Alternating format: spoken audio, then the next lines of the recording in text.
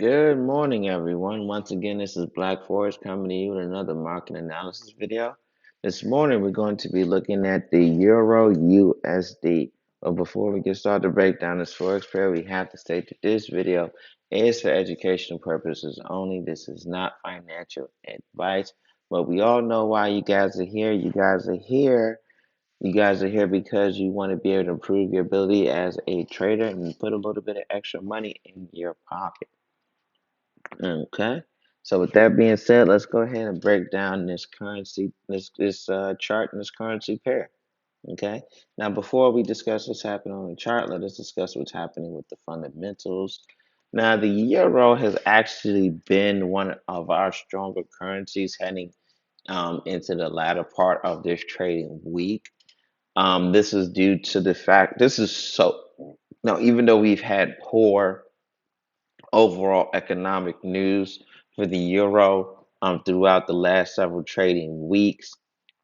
And even through this week here, we have not had a lot of positive news about the euro. We've had more negative than positive news. The uptake in strength is solely due to the Ukrainian Russia peace talks going in such a positive direction.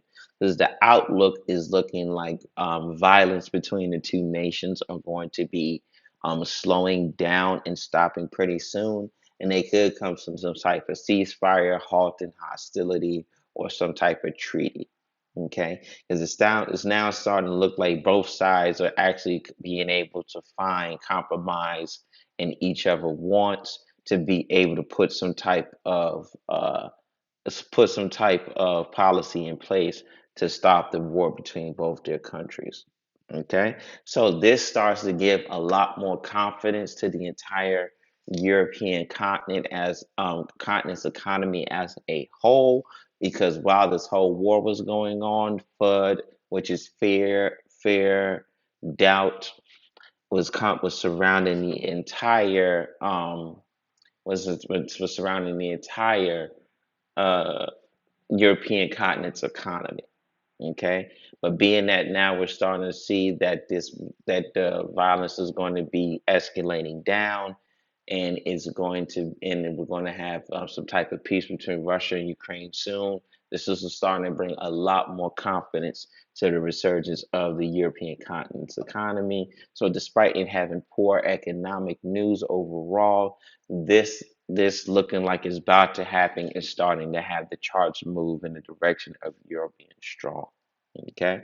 Now, if that happens, we still have to deal with the economic woes of what's going on with the European continent and the EU as a whole. They have some terrible inflation happening, and they also have rising fuel costs because the EU gets the majority of their fuel from Russia, and to try to punish Ukraine, they stopped Russia from selling its natural gases and oil. And I guess nobody was paying attention that, okay, we are the people that buy most natural gas and oil from oil. So they basically sanctioned themselves to stop them from buying Russian oil and gas, which is crazy in itself, but that's practically what they did. Okay, and that increase in oil prices, which in turn stopped the European EU citizens from having available money, and their economy started to shrink as whole.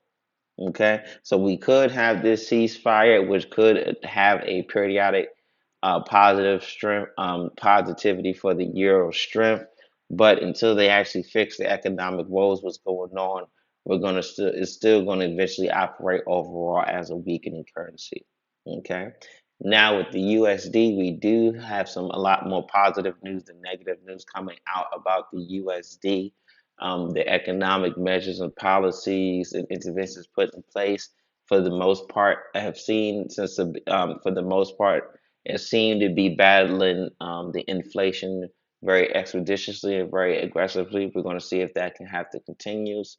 And we're starting to see a decrease in gas prices as well, which is causing the American consumers to have more available money to spend in the stores. More money getting spent in the stores means a growing U.S. economy. A growing U.S. economy is a strengthening U.S. dollar. Okay, but we do have some news coming out concerning the USD around 8:30 Eastern time. So we're going to have to see how this plays out pertaining to the fundamentals on the USD being maintaining this strength. Okay. So with that being said, let's break down what's happening on the chart. Okay. Now, as we can see, since the beginning of this Russian-Ukrainian incident, we was going down, down, down, down, down, down, down, and every time we hear anything about peace talks, we have resurgence up, resurgence up. They've sat at the table twice. It's kind of funny. The chart is indicative of that. This is when they first sat at the table and went away. This is the second time they sat at the table and went away. This is the third time they've sat at the table, and now it looks like it's going in a positive direction. So we're not having such of a drastic drop. But this is why I mean that the strength between the peace talk, the strength that's being gained from the euro between the Russian peace talks and the Ukrainian Russian peace talks is only just somewhat temporary.